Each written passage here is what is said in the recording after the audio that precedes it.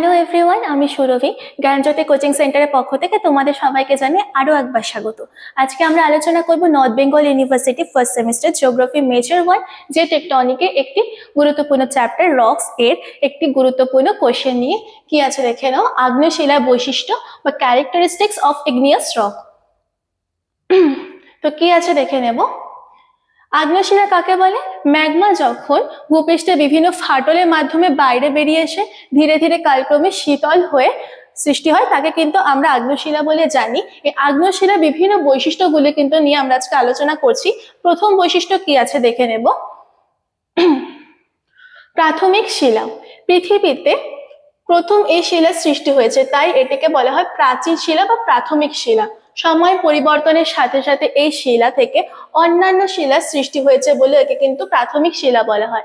অর্থাৎ আগ্নেয় শিলা থেকে কিন্তু রূপান্তরিত শিলা এবং পাললিক শিলারও সৃষ্টি হয়েছে, এই কারণে কিন্তু একে জনক শিলাও বলা হয়ে থাকে। তারপরে 2 নম্বর কি আছে দেখো, কাঠিন্যতা। প্রকৃতিগতভাবে এই শিলা অপেক্ষাকৃত কঠিন এবং সূক্ষ্ম গ্রথনের কারণে জল অপবশ্য প্রকৃতির। তো কি বলেছে যে এটি হচ্ছে অপেক্ষাকৃত কঠিন প্রকৃতির শিলা এবং সূক্ষ্ম গ্রথন থাকার ফলে কিন্তু এখানে সহজে জল প্রবেশ করতে পারে না। তবে কোনো কোনো ক্ষেত্রে কিছু আগ্নেয় শিলা দীর্ঘকাল পরিবেশে মুক্ত থাকার কারণে কিন্তু কিছুটা দুর্বল হয়ে পড়ে, এর ক্ষয়রোধ ক্ষমতা অধিক হয়।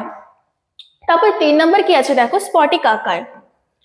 উত্তপ্ত পদার্থ জমাট বেঁধে সৃষ্টি হয় বলে এই শিলা স্ফটিক আকার হয়ে থাকে। স্ফটিক আকার বলতে হচ্ছে কিন্তু সুষম জ্যামিতি আকৃতি বিশিষ্ট আকার। সঞ্চয়ের মাত্রা তারতম্যের উপর নির্ভর করে এই শিলা গঠন বিভিন্ন প্রকার হতে পারে। অর্থাৎ সঞ্চয়ের মাত্রার তারতম্যের উপর ভিত্তি করে এই শিলার গঠন কিন্তু এক এক রকম হতে পারে। দ্রুত জমাটবদ্ধ হলে কি হয়, এর গঠন সূক্ষ্ম প্রকৃতির হয়, যেমন উদাহরণ হচ্ছে ব্যাসাল্ট। আর যখন আগ্নেয় শিলা ধীরে ধীরে জমাট বাঁধে তখন হচ্ছে স্থূল এবং দানাদার প্রকৃতির হয়, যেমন হলো গ্রানাইট শিলা। এরপরে কি আছে দেখো, অস্থিরীভূত। 5 নম্বর পয়েন্ট, অস্থিরীভূত মানে হচ্ছে কিন্তু স্তরে স্তরে জমা হওয়া। ভেতরে কি আছে দেখো, তরল ম্যাগমা জমাটবদ্ধ হয়ে এই শিলা গঠিত হয় বলে তা অস্থিরীভূত হয়। তবে কোনো স্থানে বিভিন্ন সময় একাধিক লাভা প্রবাহ হলে তা স্তরে স্তরে জমাটবদ্ধ হতে পারে। পশ্চিমঘাট পার্বত্য অঞ্চলে এরূপ লাভা স্তর কিন্তু লক্ষ্য করা যায়। তারপরে কি আছে দেখো, জীবাশ্মহীন। ভূ অভ্যন্তরস্থ উত্তপ্ত ও তরল পদার্থ থেকে এই শিলা সৃষ্টি হয় বলে এখানে কিন্তু জীবাশ্ম থাকে না, অর্থাৎ আগ্নেয় শিলা কিন্তু জীবাশ্ম লক্ষ্য করা যায় না। সংযুক্তি।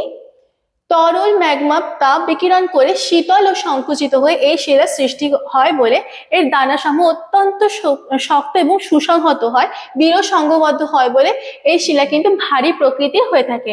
আজকে আমাদের আগ্নেয় শিলার বৈশিষ্ট্য নিয়ে আলোচনা কিন্তু এইটুকুই ছিল।